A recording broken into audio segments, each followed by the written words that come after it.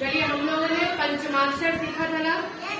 हम लोगों ने ये सीखा था कि अगर किसी शब्द में पंचमाक्षर आते हैं, आधे आधे अक्षर, पंचमाक्षर कौन कौन से होते हैं ये आपको बता दिया गया है।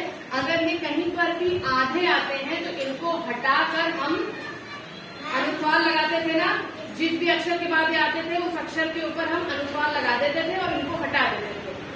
ये चीज आपको आती है, ये आप लोग समझ चुके हैं। लेकिन अब ये ध्यान दीजिए, अगर शब्दों में अनुस्वार लगा है ना, और आपसे कहा जाए कि अनुस्वार को हटाकर इसमें पंचमाक्षर लिखिए, तब आपको ये समझना पड़ेगा कि कौन सा पंचमाक्षर आएगा, है ना। आज हम यही समझेंगे कि अनुस्वार हटाने पर कौन सा पंचमाक्षर आता है। देखिए पहला शब्द यहाँ पे क्या लिखा है, बंदर। क्या लिखा है? देखिए ब के ऊपर अनुस्वार है ना, ब के ऊपर अनुस्वार है और उसका अगला अक्षर क्या है, द है। क्या है? द। अब ये देखिए ये द कहाँ पर, कौन से वर्ग में आ रहा है द? ये देखिए तवर्ग में आ रहा है। त, थ, द, ध, न। ये द कहाँ पर आ रहा है, तवर्ग में आ रहा है।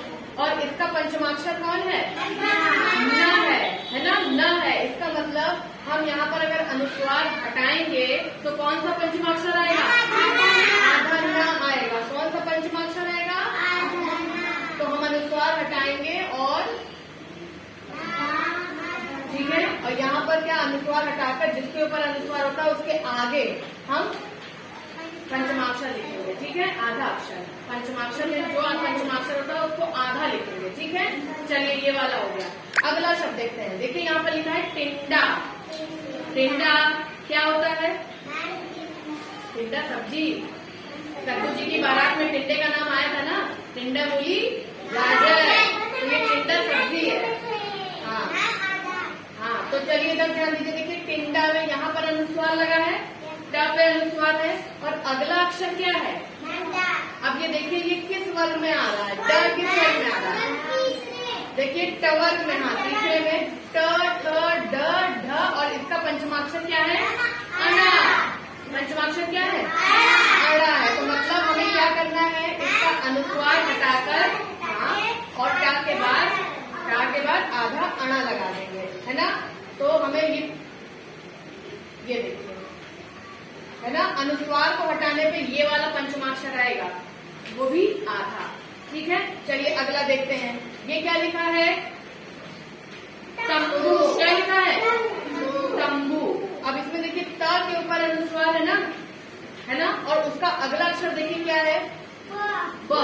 अब ये बताइए ब किस वर्ग में आ रहा है, वर्ग में आ रहा है। तो देखिए ब, भ और इसका पंचमाक्षर क्या है, म है। इसका मतलब जब हम इसका अनुस्वार हटाएंगे तो कौन सा पंचमाक्षर आएगा, आधा म आएगा। Very good. तो हमने ता के ऊपर का अनुस्वार हटाकर यहाँ पर क्या लगाया, आधा म और ये ब पे बड़े की मात्रा, तंबू। ये चीज समझ में आ गई। अगला देखते हैं। देखिए ये क्या लिखा है, फंदा। क्या लिखा है, स्वेटर बोलते हुए कहते हैं फंदा उतर गया, फंदा चढ़ गया, होता है ना, फंदा गलत हो गया।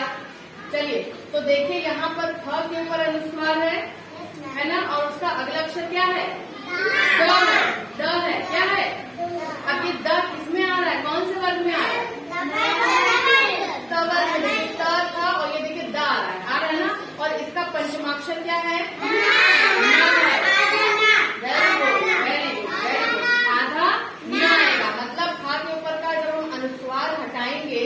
तो कौन सा पंचमाक्षर आएगा, आधा न आएगा। बहुत बढ़िया, आप लोगों को मेरे ख्याल से समझ में आ गया है ना। चलिए तो अब आपको अगर अनुस्वार हटाकर पंचमाक्षर लिखना हो तो आपको समझ में आ गया कि कैसे हम पता लगाएंगे कि कौन सा पंचमाक्षर आएगा। ठीक है, अच्छा एक और हम कर लेते हैं, जैसे पंचांग वाला उदाहरण देख लेते हैं। ठीक है, तो देखिए पंचांग यहाँ जैसे हम यहाँ लिख देते हैं पंचांग। देखिए यहाँ पर दो अनुस्वार आ रहे हैं ना, आ रहे हैं। चलिए तो देखिए प के ऊपर अनुस्वार है ना, है कि नहीं है। तो उसके बाद अगला अक्षर क्या है, च किस वर्ग में आ रहा है, च वर्ग में आ रहा है। छ, छ, ज, झ, पंचमाक्षर क्या है इसका, इया है। तो हाँ, तो पा को हटाकर हमने आधा इया लगा दिया। उसके बाद देखिए चा लिखा है, और चा के ऊपर भी देखिए क्या है, अनुस्वार है।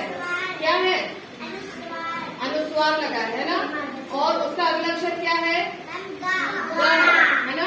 और ग किसमें आ रहा है, कमल में आ रहा है। और इसका पंचमाक्षर क्या है, अंगा। क्या है, अंगा। तो देखिए हम कैसे लिखेंगे, अनुस्वार हमने हटाया, अंगा लगाया और आधा अंगा लगाया, है ना। जब उसके नीचे हलक लगा देते हैं वो अक्षर आधा हो जाता है, ठीक है। और फिर हमने क्या लिख दिया, ग। तो ये क्या है, पंचांग। क्या लिखा है, पंचांग कैलेंडर को ही कहते हैं, ठीक है। जो हमारे हिंदी भाषा में हम कैलेंडर को क्या बोलते हैं, पंचांग बोलते हैं, जिसमें हमें तिथियों के बारे में पता चलता है, तारीख पता चलती है, दिनांक पता चलती है ना, कि किस दिन कौन सा त्योहार पड़ेगा, है ना। हम लोग पंचांग भी तो देखते हैं जब कोई त्योहार जानना होता है, कोई व्रत जानना होता है। ये चीज आपको समझ में आ गई। तो अब हम इस पर ये अभ्यास प्रश्न